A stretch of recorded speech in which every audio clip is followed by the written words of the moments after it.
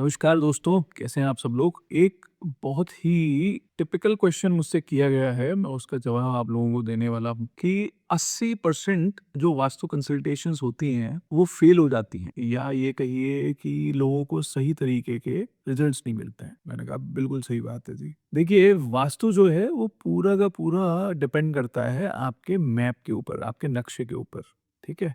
उसका एक complete process है। सबसे पहले किसी भी एक घर का नक्शा बनता है, उसके बाद में आप बेसिक प्रिंसिपैलिटीज़ को चेक करते हैं, आप एंट्रेंस को चेक करेंगे, आप टॉयलेट्स को चेक करेंगे, बेडरूम्स को चेक करेंगे, ठीक है? आप किचन को चेक करेंगे। अकॉर्डिंगली फिर आप उनकी बेसिक रेमेडीज़ करेंगे, जो आपकी नॉर्मल है, अवेलेबल है। उन रेमेडीज़ को करने के बाद में फिर ये देखा जाएगा कि अलग-अलग 16 दिशाओं में किस तरीके की चीज़ें रखी हुई हैं और उनमें क्या-क्या दोष हैं। फिर उन दोषों को हटाया जाएगा, ठीक है?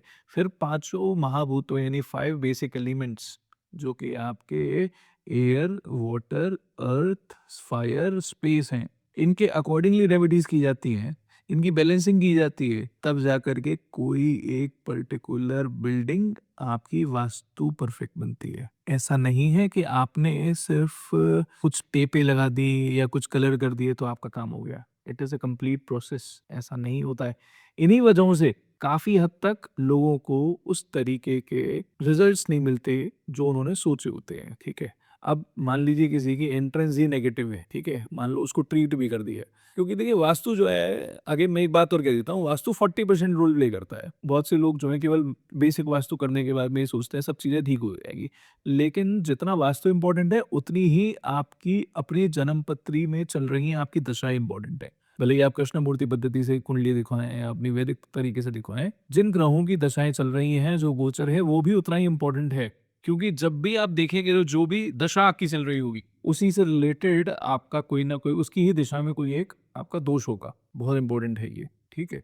अगर आपको कहीं पर भी 100% रिज़ल्ट चाहिए, तो केवल वास्तु से देना कठिन है। लेकिन वास्तु, एस्ट्रोलॉजी यानी ज्योतिष, इन दोनों का समागम करने के साथ में थोड़ी-सी हीलिंग, थोड़ा-सा एनर्जी बैलेंसिंग 100% रिज़ल्ट्स देती है। इसीलिए जो भी मेरे क्लाइंट्स हम लोग जहाँ पर एडवांस लेवल की वर्किंग करते हैं, मैं उनसे कहता हूँ कि आप 6 महीने में आपको सारे रिजल्ट्स मिलेंगे। लेकिन रिजल्ट्स को मिलने के लिए, रिजल्ट्स पाने के लिए आपको एक पॉजिटिव माइंडसेट की बहुत आवश्यकता होती है। क्योंकि पॉजिटिव माइंड ही वो अच्छी ज़मीन है, जिसमें कोई भी एक बीज उपज सकता है और पेड़ बन सकता है। अगर आप खुद पॉजिटिव नहीं हैं, तो मैं आपको आज बता देता हूँ, आप कुछ भी करते रहिए, आपको कुछ नहीं होगा। वास्तु भी सबसे पहले आपको पॉजिटिव ही बनाता है। वास्तु आपके सबकॉन्शियस माइंड पे काम करता है और आपकी लाइफ में धीरे-धीरे बेटरी होती है, धीरे-धीरे पॉजिटिविटी आती है। इसीलिए वास्तु में टाइम लगता है कि इसीलिए कहा जाता है ना कि हम जब रेमेडीज़ करते हैं, थोड़ा रुकना होता है।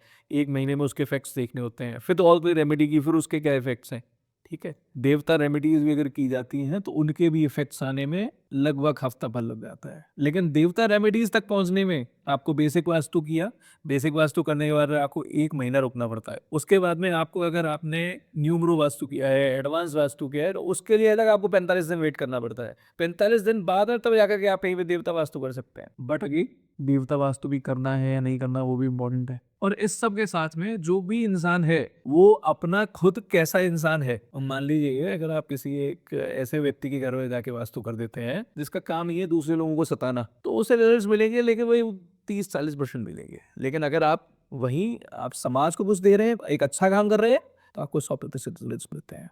माँ-बाबा आपकी सब कुछ सुनते हैं। मैं बस इतना ही कहूँगा, ये भारतीय विद्या है, भारतीय सनातन विद्याएँ हैं ये। मैं तो चाहता हूँ संपूर्ण भारत फिर से सोने की चिड़िया बने। यही मेरा मिशन है, यही मेरा विज़न है कि भारत का हर घर वास्तु परफेक्ट हो, हर कोई स्वस्थ हो, समृद्धि हो, सुख हो, शांति हो। जय माँ, जय महादेव। धन्यवाद।